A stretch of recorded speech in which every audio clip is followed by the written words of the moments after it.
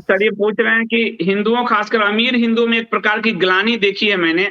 White man guilt समझ आता है, उन्होंने कॉलोनीज बनाई, हिंदू तो खुद ही विक्टिम रहा है। इस्लाम तबाही मचा के भी ग्लानि नहीं पालता, ऐसा क्यों होता है?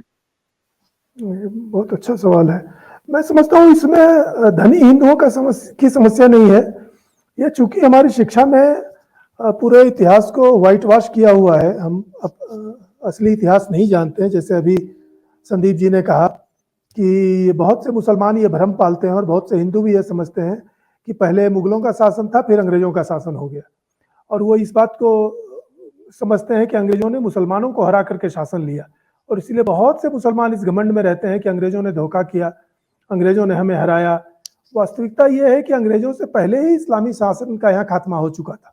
उनको शिवाजी ने ही उसकी कब्र खोद थी और बाकी लोगों ने, राजपूतों ने और यादवों ने और जाटों ने तो किया ही था।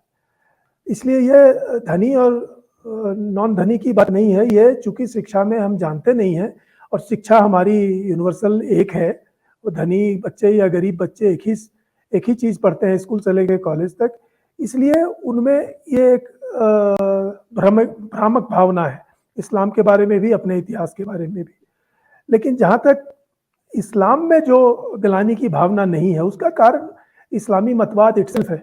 इस्लामी मतवाद बहुत संक्षिप्त इस रूप में है कि उसको सिर्फ एक ही चीज करनी है कि पूरी दुनिया से दूसरों को मिटा देना है।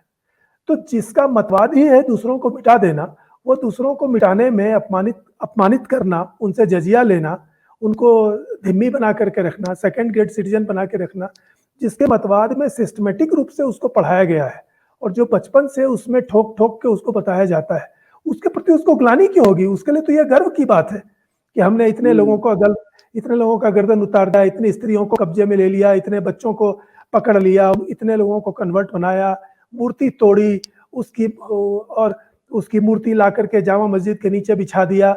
ये उनकी इतिहास की किताबें हैं, स्टैंडर्ड और फ्रिक्वेंट और रिपीटेटिव, और ऐसा भी नहीं है कि झूठ है। और ये सदियों से 1912वीं-13वीं शताब्दी से, भारत का ही उदाहरण लें, 12वीं-13वीं शताब्दी से इस्लाम का जो भारत में इतिहास है वो स्वयं मुस्लिम उस समय के लिखते रहे हैं। तारीख नवीस, उनके बीच बाकायदा इसकी पदवी होती थी, तारीख लिखने वाला, एवरीडे जो हो रहा है उसका विवरण, फिर उसके आधार पर पुस्तकें, और उसमें बड़े बड़े विद्वान थे, अलबरूनी से लेकर के हाल के मोहम्मद हबीब तक। उन्होंने बड़ी गर्व से उन सब बातों का उल्लेख किया है जिस पर किसी हिंदू को ग्लानि होगी, किसी आज के रिफॉर्म्ड या लिबरल क्रिश्चियन को भी ग्लानि होगी, लेकिन उसको वो ग्लानि की बात नहीं मानते हैं, उसी को वो वीरता की बात मानते हैं, उसी को वो गौरव की बात मानते हैं, उसी को वो सबाब का काम मानते हैं, उसी को वो अल्लाह का काम मानते हैं।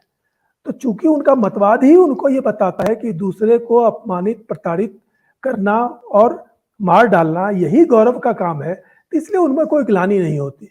और इसीलिए मैं लगे हाथों ये भी कह दूं कि सोशल मीडिया पर या अदरवाइज जो हिंदू समझते हैं कि इस्लाम की इस तरह की बातों को दिखा करके मुसलमानों को क्या कहा जाए, शर्मिंदा किया जाए, वो बड़े भ्रम में है। मुसलमान उन सारी बातों को जानते हैं और उसी पर वो गौरवान्वित होते हैं। और सच तो यह है कि हमारे नेताओं, हमारे बुद्धिजीवियों, संपादकों, प्रोफेसरों का जो क्रियाकलाप हैं वो उनके इस घमंड को पुष्ट करते हैं कि उनको कोई टोकने के बजाय, उनको कोई लज्जित करने के बजाय उनकी चापलूसी में लग जाता है। तो आप बताइए कि किसी को जब अपनी गलत, जिसको हम गलत समझते हैं, जिसको हम अनुचित, अनैतिक, घृणित समझते हैं, अगर किसी को अपनी उन बातों पर गर्व है और फिर भी उसका शिकार, उससे जो पीड़ित है, उसके नेता, उसके अग्रणी लोग उसी की प्रशंसा में लगे रहें, तो उसको ग्लानि के बदले और उसका गर्व 2 गुना, 4 गुना, 10 गुना क्यों नहीं बढ़ेगा? हमारे जो ये मौलाना बेचारे, वो चाहे वो 20 बरस के छोकरे हों या कि 80 बरस के मौलाना हो, दोनों जो एक घमंड से बातचीत करते हैं, उसके पीछे यही कारण है। उनको मालूम है कि ये लोग तो हमारे सामने झुके ही रहेंगे। इसलिए ग्लानि वाली बात पर बिल्कुल स्पष्ट रहना चाहिए कि जिसको हम ग्लानि समझते हैं उसको वो ग्लानि नहीं, गौरव समझते हैं। और ये मतवाद का अंतर है, और इसीलिए इस्लाम के मतवाद को उसके पॉलिटिकल भाग पर बहुत सावधानी से, एकदम और कड़ाई से स्पष्ट रहना चाहिए कि वो रिलीजन नहीं है। दूसरे को मारना, कत्ल करना, वो अपमानित करना, गुलाम बनाना, बेचना, धोखा देना, ये कोई धर्म की बात नहीं है, ये राजनीति में होता है। और इसी अर्थ में इस्लाम सारी दुनिया में फैला है और आज भी उसका जो डोमिनेंस है और जिस हद तक है वो इसी कारण है।